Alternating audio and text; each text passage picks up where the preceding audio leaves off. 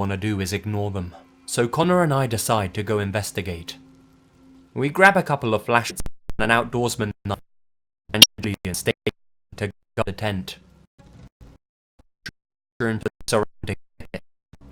Find nothing, we walk away from the campsite, keeping an ear out for any further movement. That's the thing, the woods were dead silent to an unnatural degree. The whole atmosphere was kind of off. It's difficult to put into words, but Connor and I were satisfied that the coast was clear, so after what must have been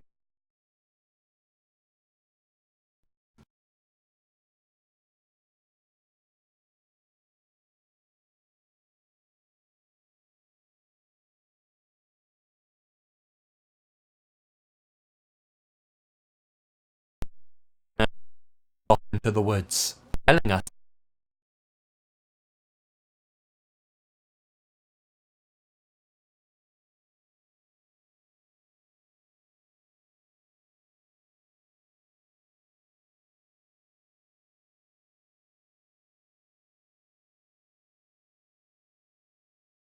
The Ranger Creed states, you never leave a wall, comrade. These heroes defy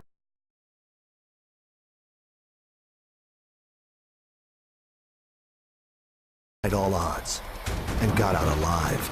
These are the stories they live to tell. No Man Left Behind. A new series premieres Tuesday, June 20th at 9 on the National Geographic Channel.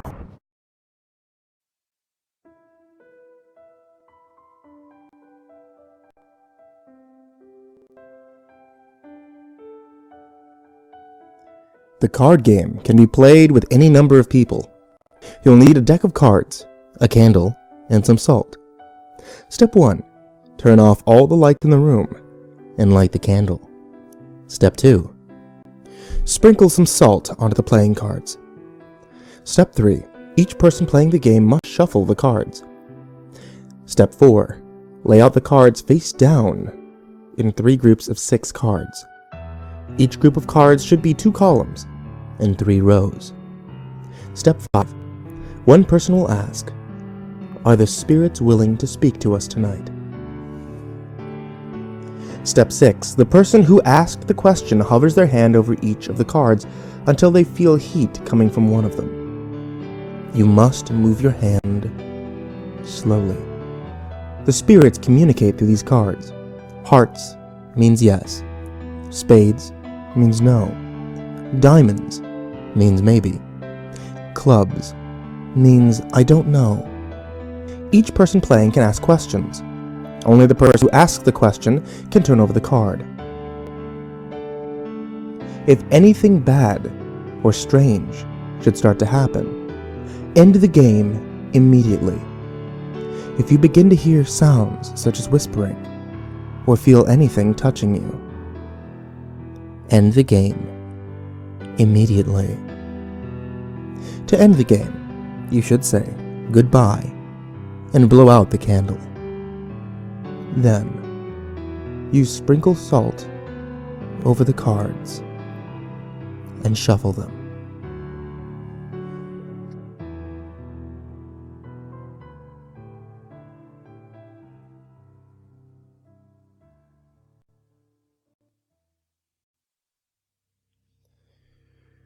The story you just heard came from Amino Horror.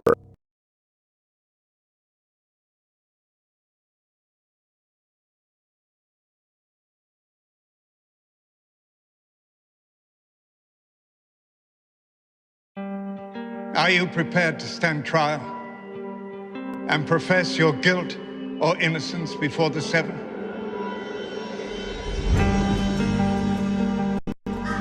We need to trust each other. We have enemies now.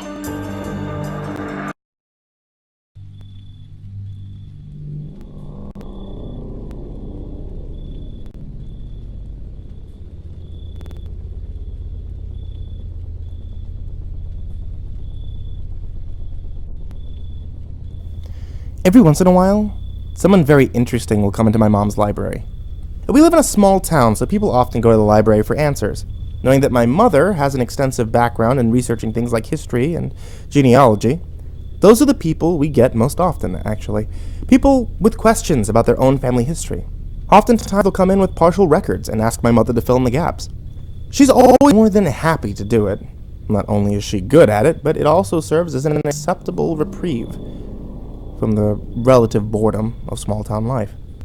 I enjoy helping her out, too, from time to time, and hearing about the cases she works on. Some of them are interesting, and tell stories you wouldn't believe. Murderers, secret graves, sordid suicides, and a million other gritty pieces of humanity that have been swept under the rug. Since I was a child, this has fascinated me.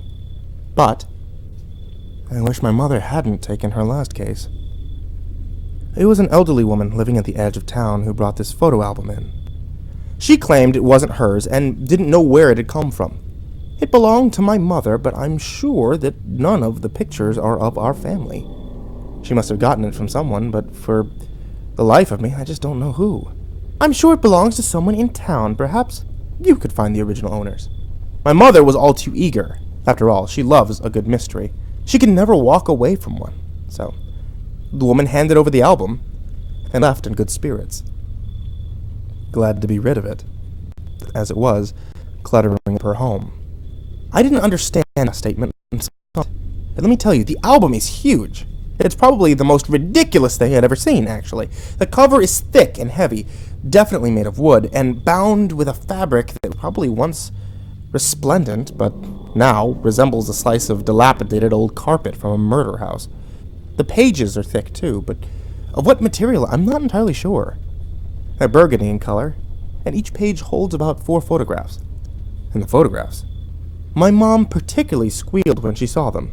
The latest pictures were from 1910, the majority of the pictures from the mid-1800s. The pictures were clear, and most of them were labeled with first names, which my mother found very interesting. "Why no last names?" she muttered as we looked through the pictures. But she didn't seem to mind. It just added to the mystery. It would be a fun challenge. But something about those pictures really freaked me out. I mean, I was really, really uncomfortable, and I just couldn't explain why. There wasn't anything strange about them. But I found that I didn't want to look at them very long. I just felt like I'd stumbled across something. Something I shouldn't have. After a few weeks, my mother seemed to have reached a dead end with the album. No matter how hard she looked, she was unable to identify its original owner. Although an S was inscribed in the metal clasp, none of the families in the area with last names beginning with S seemed to have any connection to the album. And the more my mother looked, the more confused she became. "Maybe it isn't from our town at all," she mused to me one afternoon. "Maybe it's from somewhere else. That woman's mother could have gotten it from another acquaintance or another family member, and at this point, we'll never know. But I really don't think it's from around here." I sort of shrugged it off. I was kind of glad that it came to nothing. It made me feel a little more relaxed. But it shouldn't have. As a last resort, Mom decided to stop out at the old town cemetery. It was in use up until the mid-1900s, at which point it was too full and a new one was opened up closer to the edge of town. The cemetery was fairly dilapidated now, but my mother did her best to take care of the gravestones that were left, hoping to preserve some of history. My mom asked me to go with her, and I came along for lack of anything better to do. Would it be terribly strange to say that I'd rather like the old cemetery? It always seemed so peaceful to me, and the strange quiet had a tendency to still my nerves. Sometimes I would even go there myself, just to walk around, get a grip on life. Since I didn't know what we were looking for, Mom did most of the searching herself. She gave me a few names to look out for in the off chance that I saw something, but I wasn't too invested as I began my slow walk around the graveyard. I came to the back right and decided to spend my time there. It was the corner of the yard, dedicated to children. Now, I'm going to sound really morbid, but the children's stones were always my favorite. Of course, it broke my heart to see them. But there was something, well, beautiful about those tiny white stones. Well, they used to be white, with the little lambs carved into them, and I took a strange comfort knowing that the children had only suffered a little hardship before they died. At least, that's what I hoped. That's what I told myself. So, that's where I was wandering, absent-mindedly reading a few of the stones, when something caught my eye. It was one stone, inscribed with 2 names. The inscription was remarkably clear for its age, and I was able to read almost all of it after rubbing the dirt away. Martha and Mary Armstrong. Birth, June 6th, 1862. Death, August 8th, 1862. Mama listen, Papa listen. A harp to me is given, and every time I touch a string, 'tis heard all over heaven. For whatever reason, those names stuck out to me. Why did they sound so familiar? I was almost positive I hadn't looked at this stone before. "Hey, Mom!" I called over the graveyard.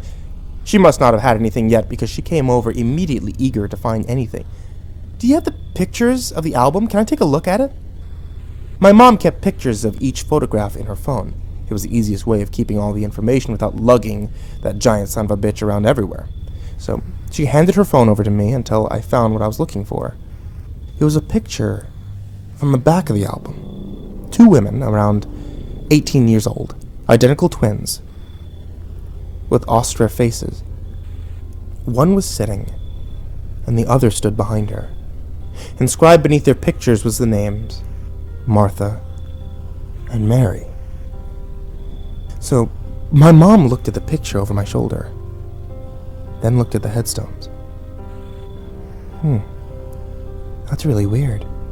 Yeah, but there's no way. I trailed off, frowning and wondering. Was there a way? Mom and I had no leads, so we stuck to the children's stones, looking for more matches. And we found them. Out of the 32 pictures in the album, we identified 20 of them. All of them infants, all of them dying within a few months of being born. We might have been able to identify more, I suspect, but some of the old stones were so old that the inscriptions had been rubbed away and were unreadable. But there were too many similarities for it to be a coincidence. I could tell that my mother was a little bit unsettled. I was too, but we took pictures of all the stones and recorded the epitaphs so that we could take a closer look at them at home. Mom decided to go to the county courthouse and try to find any remaining records on the infants, although neither of us held much hope. Dead children don't leave many records, unfortunately. As for me, well, I couldn't get rid of that nagging feeling that I was missing something. My mom left me at home a few days later to go to the courthouse and continue her research. I took that opportunity to take another look at the album itself. I don't really know what drew me to it. I suppose it was the mystery and the intrigue of the unknown, all that poetic shit, but I couldn't deny that it held a fascination for me that I would rather not have. It still made me uneasy, still frightened me. And this time I noticed something even stranger about it. I had been running my hands along the edge of the back cover, and I felt a ridge under my finger. I lifted the book to get a better view, at which point I realized that a portion of the stitching on the cover didn't match the rest of it. In fact, it looked like it had been resewn. Curiosity got the better of me, and I fetched a knife from the kitchen. As carefully as possible, I cut through the stitching and peeked inside. There was definitely something in there. I slipped a finger inside. That was about all I could get in, and dug around until I managed to pin something down and drag it out. It was a photograph. It was exactly like the others in that it seemed to be dated around the mid-1800s. Unlike the others, however, I knew the people in this one. After all, how could I not recognize myself, my older brother, and my older sister? My heart almost stopped as I saw our smiling faces staring at the camera. There could be no doubt that this was us. With a shaking hand, I turned the photograph over, hoping that there was some kind of explanation, any kind of inscription. And there was. Find them. I'm really starting to wish she never brought this goddamn thing home.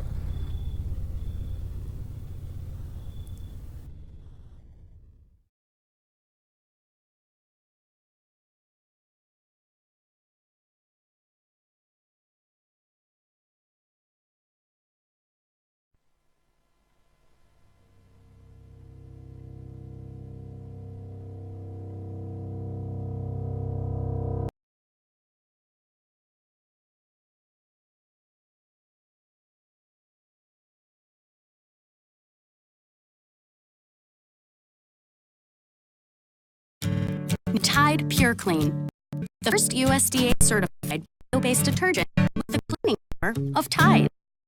With 100% wind-powered electricity at a zero manufacturing waste-to-landfill site. The formula is 65% bio-based. No dyes.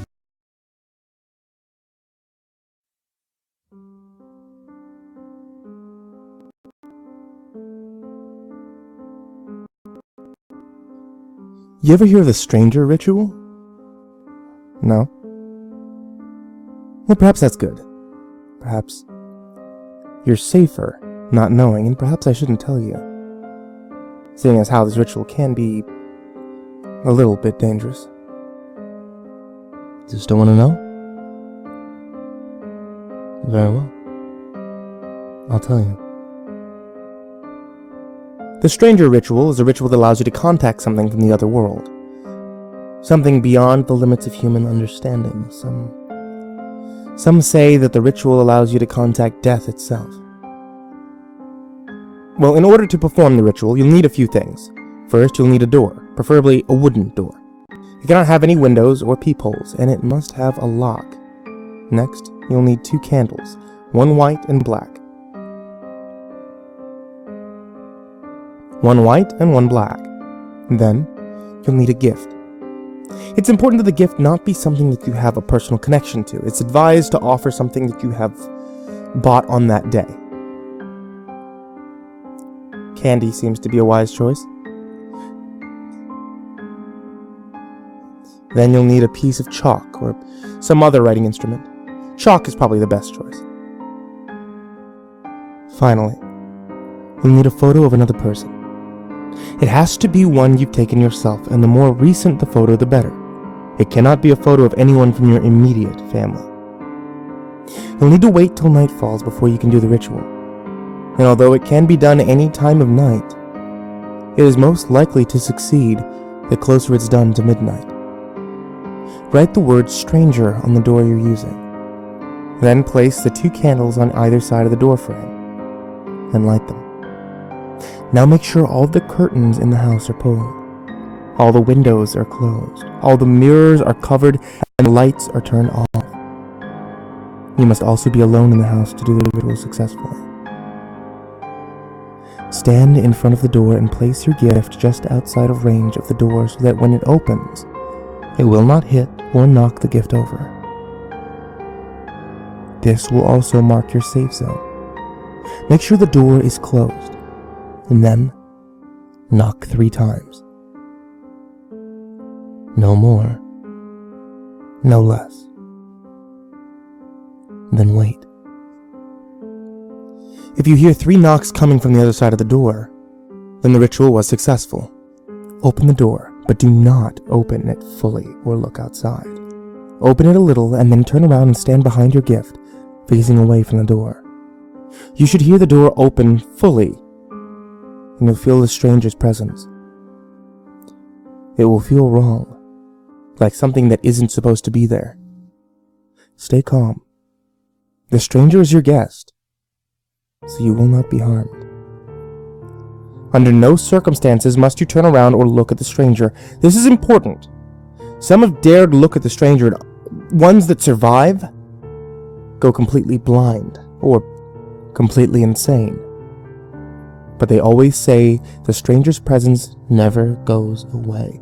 If you look at the stranger, then the stranger will never leave. If the stranger approves of your gift, then it will ask for your name. This is when you must look at the photo and say the name of the person in the photo. Then wait until you hear the door close. Once the door is closed,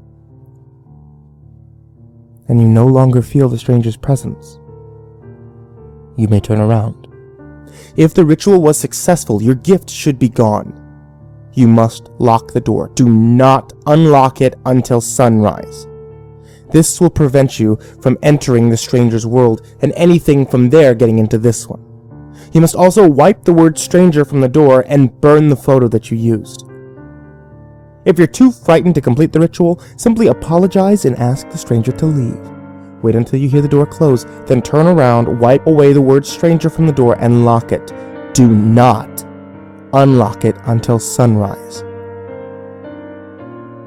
Should you do this, never attempt the ritual again, as the stranger will not be happy. Over the next 3 days, check obituaries. If the ritual was successful, then the person whose name you gave to the stranger will die. Although there is no consistent cause of death, heart attacks seem to be one of the most common causes. It is important to make sure that the photo you used has been burned. If it has not been burned, by the time the victim is dead, then the image will fade, and in its place, an image of you will appear. This will be a sign that you will die within 3 days.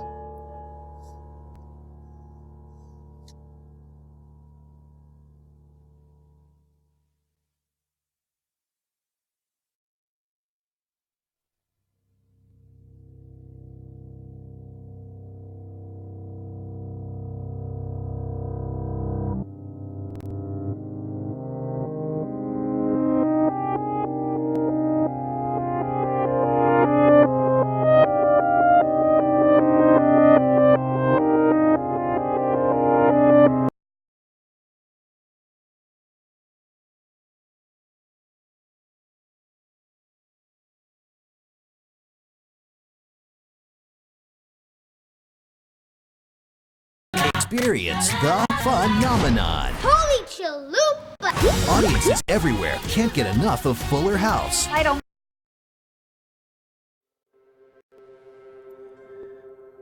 I have to stop doing this. I know I have work in the morning. I know I have one strike, but I just get distracted. The basement is dimly lit by a single light bulb hanging from the center of the room. That and my television screen. The beige walls contrast with the white carpet to make it seem almost as if it's glowing. I have a whole house to myself, but always find myself retreating back here. All that's changed in the past 10 hours has been the movies appearing on and off my screen, and the sound of my clock, which sounds every hour. That's what snapped me out of my trance. My eyes dart toward my clock and see if it reads 3. I have about 4 more hours until work, but I really don't want to go upstairs. See, I have a childish, embarrassing fear. We've all been victims to this, but mine never left. My light switch is at the bottom of my stairs.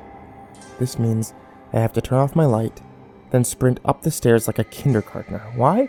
Because as stupid and immature as it may sound, I am certain that there are monsters lurking in each corner of my basement, waiting to snatch me and pull me into wherever they go when light is shed upon where they lurk. So as you can imagine, it is a living hell to go upstairs each night. Procrastinating doesn't help much either. I take a deep breath, tell myself to man up, and I get up. I walk to the television, I turn it off with a loud click. I hate myself for this. It is so quiet. I can practically hear the beasts breathing. I put my hand on the icy cold switch. The breathing of the things intensifies. I feel like a caged animal being watched, stalked. I look up the stairs. Only a few seconds and it'll all be over. 1, 2, 3. Pitch black. I have no sense of direction. They're touching me. I know they are. I feel the fragile, papery skin of one, the moist scales of another, the air growing damp with their breath and mine. They're grabbing, clawing at me, eager to pull me back into the abyss, nipping at my ankles and pulling at my legs. One part of me says it can't be real, but all other parts tell me to get out of this horrific place. I feel the unbelievably slippery brass doorknob in my sweaty palms. I grip the rustic sphere and turn it with all my force, and when I break into the cool air of my living room, the fresh air fills my lungs like the first step outside on a brisk autumn day. The dimly moonlit room is all the relief I could ever ask for. I look into the abyss for one last time, and I shut the door.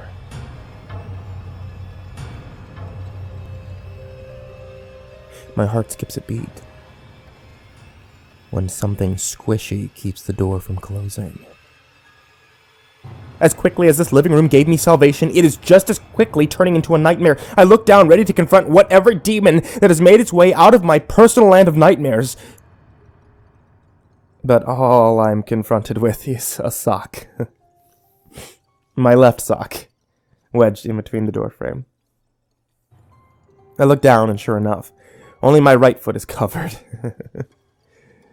I chuckled to myself, wondering how I could be so childish, so silly. I tossed the old sock into the darkness of my less horrifying basement.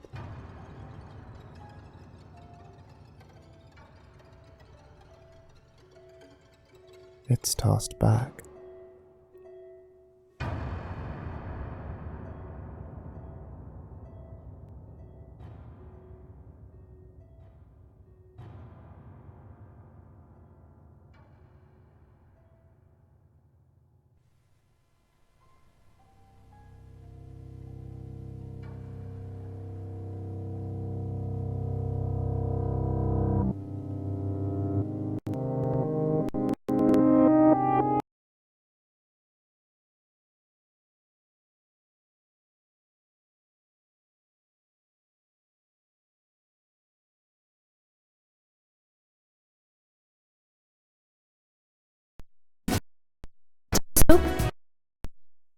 Presenting Gain Ultra Dish Soap. I've been single for a while, and I was sick and tired of it. Being 32 and single is no laughing matter. The traumatic experiences of watching your friends get married, have children, and attain the American dream are akin to the hopeless depression of the schizophrenic mental patient. I wanted a wife. I wanted kids. I wanted a steady job. I was tired of working at Burger King and living alone in a studio apartment, and I was almost certain I memorized 90% of porn stars on the internet by name. Disgusted by the company on my left hand, I decided to go out to one of those speed dating events. I picked out my best garb and walked out the door. Keep in mind, I worked at Burger King, so the best clothes I could afford were some mediocre dress shirts and tattered khaki pants I bought at Walmart during a clearance event. I walked into the event trying to display the shred of confidence I had left. I was instantly discouraged when I saw all the other competing males and their Armani suits, high-class whiskey in hand, and auras reeking of nothing but pure self-esteem and conceit. The ladies there were dressed in fine dresses, some of them quite low-cut, and smelled like a flower garden, designed by Martha Stewart herself. There were some serious lookers in there, and I swear my pants shrunk a couple of sizes at the sight of some of those dresses. The speed dating started. The first girl I sat down with was quite young, a 22-year-old mother of 3. She had made a lot of mistakes in her life and seemed far more than I could handle. Right off the bat, she told me about how she was 4 days sober from the methamphetamine and was looking to settle down with a nice man who didn't look like a walrus. I spent the next 4 minutes making general small talk, quite literally fearing for my life. Once that buzzer sounded, I rocketed out of my chair with the speed of a gazelle. The young woman seemed offended, but honestly, what did she expect? The next woman was way too old for me. I had thought that these events were age-regulated and had different meetings for people in different stages of life. I'm no pervert, but the whole idea of taking her shirt off and seeing 2 runny nailed to the wall did not appease me. My decision was finalized as soon as she brought up her grandkids. I can hardly handle 1 generation of young ones, much less 2. I actually asked help getting out of the chair after the buzzer sounded. Again, another dark look. I was batting 0 for 2, but such pitches were ones I would gladly let the catcher have. The next woman seemed much more appealing. She was 27, and studying to be a nurse at a local hospital. She loved kids, but had none of her own, which was a relief to me. She seemed well kept and stable. Wasn't a bad looker either. No lie, my eyes did wander a bit south a couple times during the meeting. She either didn't notice or didn't care, as she never pointed it out. I asked her if she'd like my number as the session ended, and she consented. I flipped open my phone and entered her number as she read it out. Smiling at her and thanking her for her listening ear. No wonder I've been single for so long. I got up to the next table. While doing so, I closed my phone by accident and realized I never saved her number, so it was lost forever. For the love of... 0 for 3. The next table was empty. What a joke. If I wanted to sit and stare at the wall, I would have stayed home. Nothing really to say here. Moving on. This is where the story begins getting dark. Now, the woman I met at the next table was the most interesting of all, but not in a bad way. She had long, flowing, dark hair and green eyes. She had this cute smile, and man, what a tight body on this one. Black dress, black shoes, black everything. For someone dressed in such a gothic manner, she had such a bubbly personality. Everything I said made her giggle, and I felt like a king just talking to this girl. She was 27, and currently unemployed. She was married to a husband before, but he had left her after the 2 children died of leukemia. She told me that the cancer was entwined with her lineage, dating back as far as the 18th century.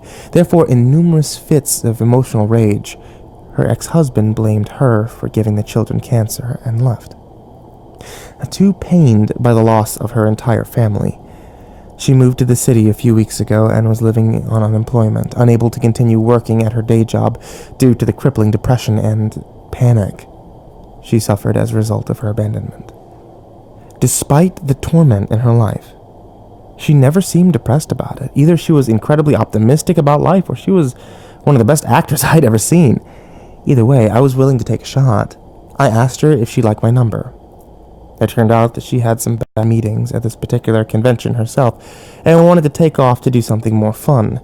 She tossed me an invite, and seeing as I was a lonely 32-year-old man, she didn't have to ask twice. I never understood what she saw in me over all the other guys. I was beaten and broken, with no aspiration to better my current situation. Maybe she understood how I felt, considering all the pain she felt herself, and decided to get to know who I really was under this cocoon of emotionless insecurity.